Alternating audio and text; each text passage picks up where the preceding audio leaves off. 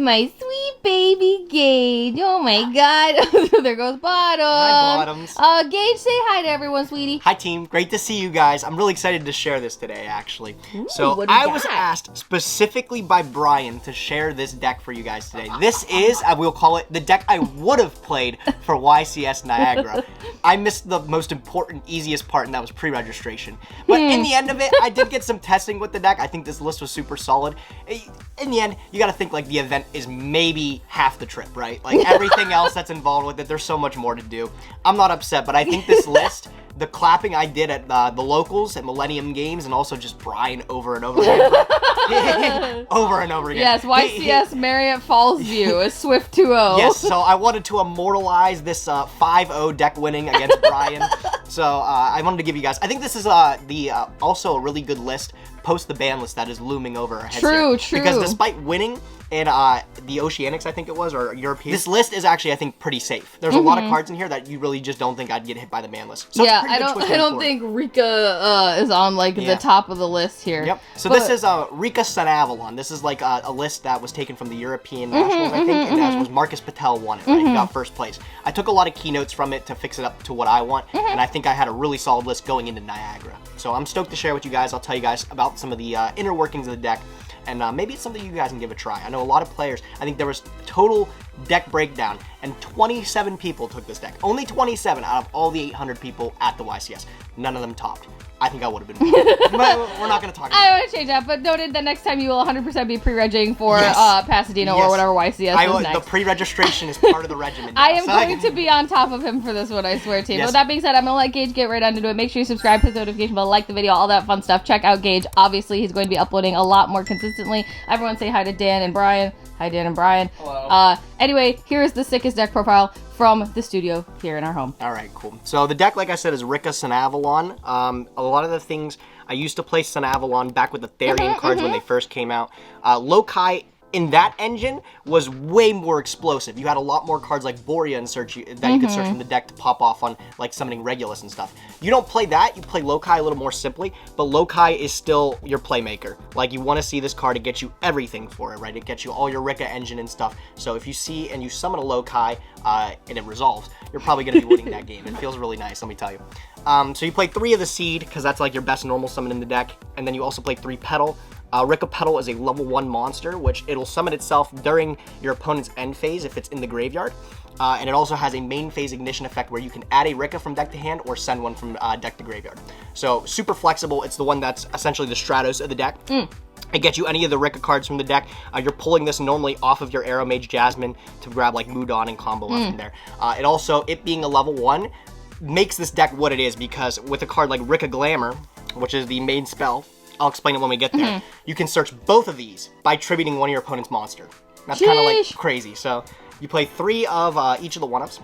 You're playing 3 Rikka Princess. This is new from Power of the Elements, new. This one, I have to explain it so many times to people. It is like a hand trap that can also activate in the graveyard. This card's crazy. This card is actually legitimately crazy. If you pair it with the field spell, you can like make plays where it's in your graveyard after you used it as an extender, and you can like tribute one of your opponent's monsters to negate just an effect they activate. Like, that's not fair. Like, Absolutely that's really good. So yeah, this card, it literally does everything. It has just an effect where it special summons itself from hand, and also that insanely good negation effect that allows you to play through boards. You play 2 Mudon. Some of the big ones you don't want to like overboard on them because you can search them throughout your combo. Mudon gets you a spell or trap when it's tributed to summon, so you can get like the Con, or you can get Glamour, or the Sheet if you want to. You normally get the field spell with this though. You play 1 Snowdrop, which this is like, again, a combo piece to end on the rank 8. Also comes up a lot where just summoning an additional plant from your hand, you can get those effects off, which is nice. And then you play the Primula as part of the combo as well. That's all the Rikka monsters there. You play the 1 Twin, that's the brick of the deck, you never want to see this thing. 1 Lone Fire Blossom. And then one thing that I actually took to this tournament is I changed a few things from Marcus's list. I took out Triple Tactics, which is a big thing. I put a card like DD Crow in. This card's outstanding all weekend. It is absolutely whack. Yes. Not only is it like you can use it defensively, but like even offensively, like against your tier opponent or something like that, if they try to make like an active mill, you can stop them on your turn, and you can like actually just play through boards with it. Yeah. Card was outstanding. I think this is really just, this and Imperm are the two best hand traps right now. Absolutely. I think Pro is absolutely incredible right now. Pro's my guy. That's the monster count there. That's all of them. Moving on to the spells, you play 3 of the best spell in the deck. That's Rikka Glamour. This is the one that I was telling you. It tributes, it can tribute a plant monster, and if you do, you add, how do I describe this one? Actually, it's a lot. There's a lot of text on these cards.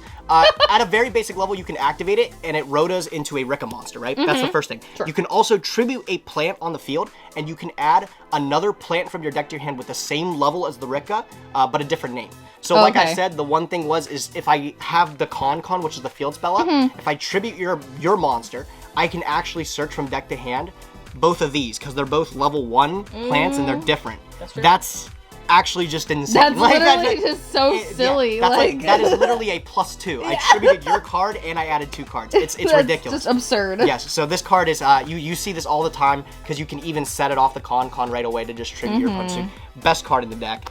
It's super powerful, man. The amount of times that you have to tell people like after you activate it, it tributes for cost. They're stunned. Yeah, like, this isn't Layer of Darkness. What are you talking about? I made a play actually at Millennium where I used this card to tribute my opponent's Sprite Elf. He didn't realize it tributed for cost, and he's like, I'm going to chain. I'm like, you are not going to do that. No, sir, you are not. You are not going to. So yes, really crazy. You play Board Breakers, you got to play Dark Ruler. Of course, standard this format. Yeah, you have to. There's some boards that just get made, and you're like, I can't crack this without Dark Ruler. Yeah. Cosmic was a tech again. I decided to. I was a little bit scared of mine, even though this deck does play under mine pretty well with cards like Petal, but this actually was also just pretty good, especially against Brian, and he plays Zombie World.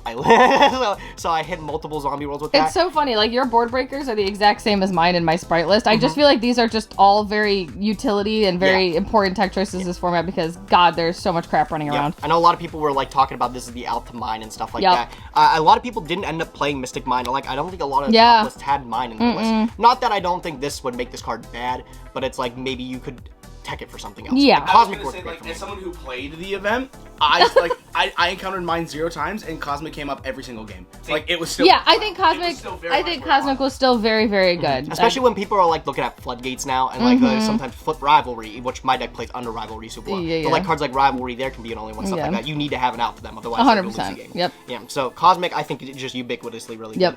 Also, didn't get Scythed all weekend. This is still like one of the best counters to Scythe because it banishes it. 3 unexpected die. This pulls your vanilla from deck. Literally emergency teleport. Like, it's that strong. So strong. 2 Mystic Mine, and then 2 Rikka Con as the field spells, and you play the 1 Terraforming to pick them up. Yeah, Rikka Con is absolutely crazy of a card. Every time I see it, I'm like, oh, Jesus. I think unless your opponent like actively researched this deck, they're not going to be able to play efficiently under mine, because some of the times you still catch your opponent by surprise when you use this during the end phase. If you crack like your own mine, you can just win the next turn. I think after Marcus won, though, a lot of people might know the strat. There's a few games I don't have a lot of like hope in this card at a local level. Yeah. Because like when you play this card, you have to consider how many people are just playing spell trap removal because they think it's like mandatory, right? So it's like a lot of times like in a tournament setting, you're supposed to activate this and sit on it to deck out your opponent. Yeah. I don't think I've ever gotten to the point where I decked out my opponent because I don't feel comfortable with it. Like I'm like if I have 18 cards in hand and Mystic Mine is still up, like I'm gonna try to make a push because I know I'm gonna lose. Like if I just fuck up and not do it. Absolutely. Yeah, and then this is the field spell. I'll do a little bit talking about this. Yeah, I think people need to know what this thing does. This card's ridiculous. This card actually just made the entire archetype like extremely powerful. It's a field spell card that says if I control a Rikka monster, I can set a Rikka spell or trap for my deck. No restriction to it. I can activate it whenever. So you can set cards like the trap, like Sheet, which I'll get to in a minute, or Glamour, of course, if you need to get more cards. It also has a second effect, which is a layer of darkness that people call, which is where I contribute your monsters if I need to activate an effect that would tribute a plant. So one thing that's a little confusing with the text is that all the Rikka monsters tribute a plant monster, and if they tribute a plant monster, they do something special. But like all your cards are essentially plant monsters too with this card. So if I tributed, so yeah, it seems a little weird where it's like I could use Rikka Glamour. And like if I used Glamour to tribute one of your cards, it says like you have to tribute a plant. You essentially tribute a plant, so you still add the 2 cards with it. That's so weird. Yes, this card is extremely powerful though. Like it's really that thing. It's so good. Wow. So that's there. A couple other 1-ups. You play the 1 Sowing and then the 1 Called by the Grave. Of course. course you got to. Sowing, you could play 2 copies of it. It's the one you search off in your main combo. I know Marcus played 2 because he wanted to have the follow-up for it. It's never come up for me. I just want the 1 copy because you need it. That's fair. What's your thoughts on Call by the Grave? Card's insane. Card should be at 0.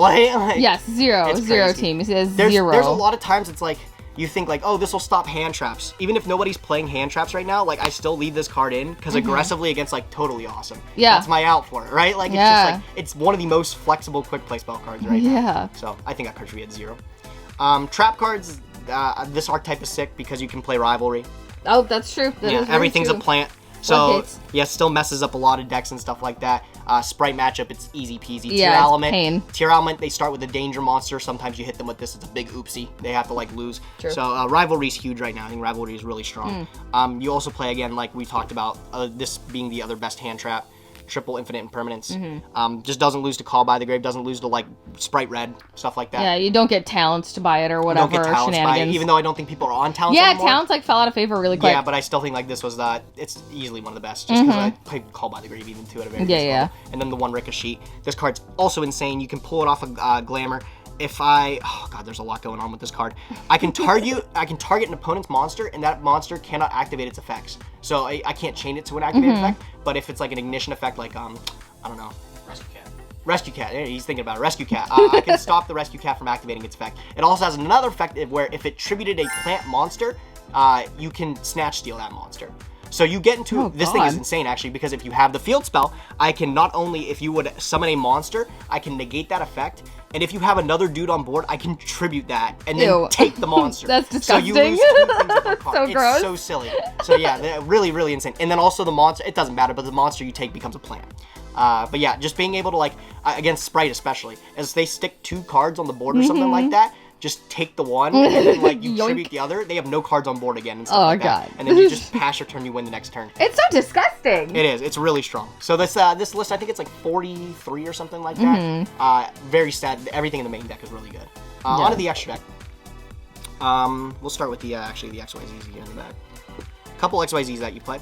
You play 2 copies of Rikka Queen Strenna. It's a generic rank 4. She's bad though. When you summon her, like bad in a good way. She's a baddie though. She is a baddie. You summon her, and then like you can detach from her to add a Rikka card, so you can add the spells or traps, or you can add a plant monster from your graveyard to your hand. That's not the important thing. It has another effect where if it's tributed, you can summon from your extra deck a rank 5 or higher plant monster and attaches material, which you summon the Hypertin here. The tree guy. This Hypertin, it's a rank 9. What it does is during my turn, when it's my turn, if I activate a card or effect of a type, like trap, spell, monster, I can activate this effect and attach a similar card from the graveyard. So if I activate a spell effect, I can attach a spell from the graveyard. And then on your turn, on my opponent's turn, I can detach one of those same card types to then negate and destroy it. So it becomes a spell or trap negation, which is good to out like mine or something like that. It's flexible. And it's all for free off of Strata too, because it's a free summon. Yep. And then you have the Teardrop here. Teardrop Queen. Yep. She's insane. Just a quick effect, tribute one of your opponent's monsters. Super strong, and it's just insane. Also, it being a Rikka card allows you to like play these spells or traps too. She's got a big ass. On to other monsters. For a lot of the Sunvine package, we're playing 1 healer, 1 Thrasher. We're playing 3 Dryas. These are all standard here. You definitely want to have these. Nothing to say about them all. Yeah, it's just the these numbers were really refined and stuff by Marcus, and I think they're really good. Like, there's never a time where I was like, damn, I really wish I played more healers or anything like that. It's all just really like concrete. You play 1 Sylvan Dancefion. I think this has come up 1 or twice, but it's not really that great. It's like a Link 2 that you can summon with 2 plants, and then like you essentially gamble to see if you hit plants off the top. But there's nothing you can do with the plants. It's really like, I think just you need extra deck cards. Cool, so Dancefion's pretty neat. You play 2 of the Jasmine. This is definitely the best card in the deck. If anybody wants a key, if I go to summon this card and I tribute a monster, negate this one. Like, you're gonna stop a lot of plays with this thing. But this monster, it makes everything 2 plants, and then you can tribute 1 monster it points to summon any plant from your deck. And you can still activate those effects and everything. Yeah, it's really strong. That's so gross. If you thought that was enough too, it's got another effect where if I gain life points while it's on the field, I get to add a plant from deck to hand. And you can so you can do both of those in a turn. It's really, really strong. So this card is it's one of my favorites. I love it. The deck is so silly. Like, I don't understand. A lot of cards are insane. Sunavalon Malaius is your only 3. This one is just part of the combo. You make it to get back the seed, and then that gets you into a copy of McGallancer. The big guy. McGallancer, this guy is a compulsory evacuation device on your opponent's turn. Like I said, in the old version of the deck, you would play combos where you would send it to the graveyard and summon it back. It was more explosive. This one, I mean, you're just ending on this, and sometimes that's enough. Because of all the other Rikka spells and traps and stuff. Well, yeah, because you're yeeting half your opponent's board away most of the time. Oh, yeah. So, so you might notice this is a 14-card extra. Yeah, I was going to say. Yeah, I was just rocking with that the whole weekend. But, like, the thing is like, Marcus played the 15th slot is an Ultimate Slayer target. I don't play Ultimate Slayer. But, I didn't even realize, like, I would need the last card. If I wanted anything else, if I'm not playing Ultimate Slayer, I would just play a second Bengalancer. That's fair. Because it did come up a lot where I was like, man, I really wish I had another big dude to close out the game. Yeah, I was going to say, was there anything in the extra deck that you're like, oh, I wish I had something like this to, like, have just to, like, close out a game faster? I think it was just, like, at one point, like, I rivalried against, like, a Sprite player, right? And then, like, I ran out of, like, just ways to close out the game. And I was like, I really could use another, like, Bengalancer to just win. But I couldn't get there. So it's like, I had the game fully unlocked. There's no plays you could make. But, like, yeah, just missing the one extra top-end card like that came up. But, yeah, either you play the Ultimate Slayer target, which is, like, the Evil Twin card, or you play the Bengalancer. That's fair. So I'd play another Bengalancer. On to the side deck. I played triple Nibiru. How do you feel about it? Insane. Some decks, it's like, unless they put up the negate early and stuff like that, it's just a lot of pressure. You pair it with, like, infinite impermanence too, like, that's a board wipe. That is true. So this card, yeah, a lot of people don't respect it, I think, but it was really good. The one Dino Wrestle Pankratops. Yeah. This card's crazy. Absurd. Yeah, it just gets over Sprite boards and stuff like that. Does everything, like... I played one Lightning Storm and then one Harpy's Feather Duster as a spells. This was just kind of like a tech slot. I could have put a lot more work into this side deck, I think. I think this would have been Reboot if I wanted to, like, go back and fix it. But, yeah. You play a lot of going first cards. You play, like, triple Appointer of the Red Lotus. Triple Solemn Judgment. It's pretty good. And then the last card is triple Dimensional Barrier. The side patterns for this deck, you're really taking out actually like a lot of cards to if you're going first or second. It's very concrete. So if I were to go like side specifically, like I'm thinking I'm going second or something like that, and my opponent said you can start, I would be petrified. Like half of my deck would be unplayable there. But yeah, but like there's like side patterns where you're siding like up to 12 cards out or something like that for some really good ones like these. Any of these ones, like every time I open a pointer and I get full hand knowledge, I'm like I've won the game. Yeah. Like it's just really that strong. But yeah, I think this whole side deck, like I said, there could have been more work done to it, but as for the patterns, they make a lot of sense. Yeah. Well, good news is you didn't have to worry too much about siding because you didn't never have played to the main do event. anything, Yeah. so it's fine. Good news is the next event will hopefully be a new format where your deck will hopefully be just as good, but you can side things. So...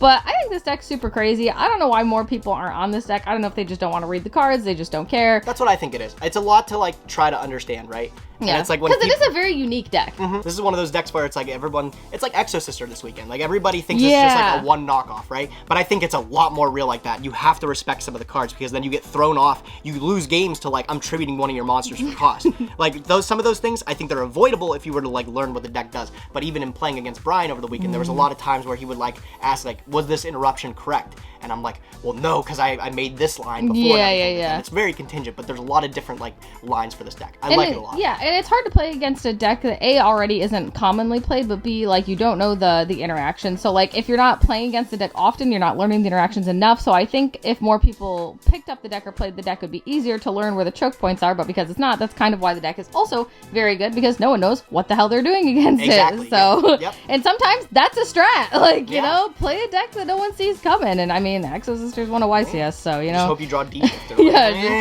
just draw a D-Shifter. But anyway, I think this deck is crazy. I think you would have done really well, and at the next YCS, I'm sure you'll do for sure. just fine. I think after the list, this is going to be just as good, though. Yeah, so I will make sure you pre-register for the next YCS. Thank you, I will make it my personal mission. But team in the comments, make sure you let us know if you're playing any similar kind of deck. I can't believe this is the only deck out of Secret Slayers that is seeing actual tops at any events. It's kind of disgusting. Shout out to Adamantipator for never getting a shot and shit.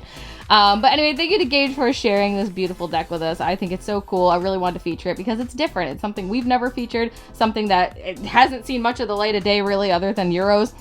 And I think it's something that could definitely see some more play in the future. So, thanks, Gage, for coming on, sweetie, and for being in my house for a couple days. I really appreciate it. Thanks for having me, I love you. It's always great. But everyone, make sure you say thanks to Gage for featuring this. Say thanks to Dan for standing here with us and doing everything he does. Brian existing, and all the alpacas that are scattered around the house because Dan had to Subathon sleep. this weekend. Oh yeah, That's Subathon's on why. Friday. I don't know when this is going up, but Subathon's on Friday. Do not miss that. I'll have some times blocked out too if you guys want to catch me on their Twitch. It's gonna be so fun. So make sure you check out all the links in the description box down below, team. But thank you guys so much for watching this video. We love you. You matter, and we'll see you guys in the next video. Bye.